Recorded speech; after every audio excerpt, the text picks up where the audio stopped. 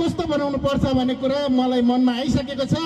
आधा विदुर लिङ्गदेन दाइले बनाइदिनुहोस्, आधा मेरो भागमा छुटाइदिनुहोस्। म कस्तो बनाउँछु यो खेलप्रेमी मैदान भन्ने कुरा म यहाँहरूलाई जानकारी गराउन चाहन्छु।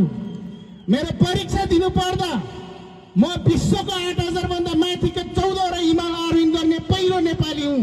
म सङ्घ सवाली हुनुमा गर्व छु र मेरो भाइ विश्वको 8000 भन्दा माथिका 14 हिमाल चढ्ने दोस्रो नेपाली हुनुहुन्छ र हामी संसारको पहिलो दाजुभाइ र सङ्घ सवाली हुनुमा गर्व छु।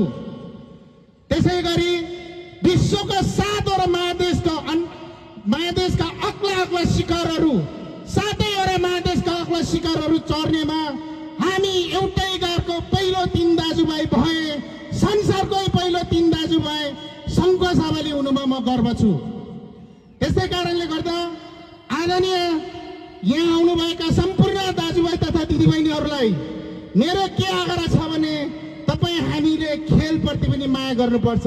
यो माया गर्दै गर्दा यो मैदानमा आज मेरो 7 समिट ट्र्याक संस्थाको लोगो यहाँ राख्दै गर्दा मैले भन्नै पर्ने हुन्छ, यहाँ सङ्घ सभाबाट पनि राष्ट्रिय खेलाडीहरू हामीले उत्पादन गर्नुपर्ने हुन्छ।